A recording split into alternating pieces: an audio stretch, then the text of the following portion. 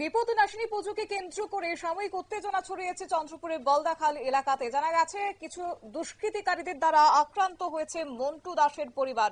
ধারালো অস্ত্র দিয়ে তাদের উপর আক্রমণ করা হয়েছে বলে অভিযোগ উঠে আসছে। যদিও সংশ্লিষ্টদের পক্ষ থেকে কি জানানো হচ্ছে শুনুন।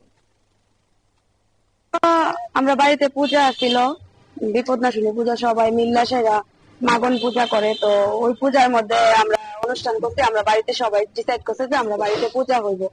তো বাড়িতে পূজা হইব, পূজা টুজা গেল সুন্দরভাবে।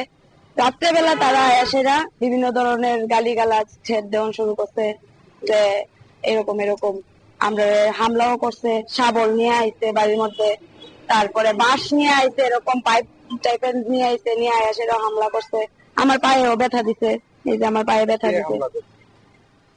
সে আমার পাড়ার কেউই না, সে সে আমার পাড়ার একজন, আমার অপোজিট বাড়ির একজনের আত্মীয়, ওনার ভাগিনা।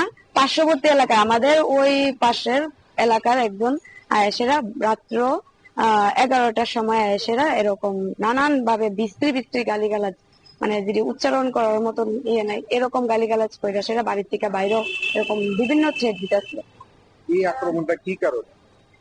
কি কারণে আমরা কিছু জানি না, তারা কেন এরকম করতেছে। আমরা বাড়িতে কোনো অনুষ্ঠান করলে তারা প্রবলেম, সবসময় তারা একটা খুঁটিনাটি কইরা যাইতেছে।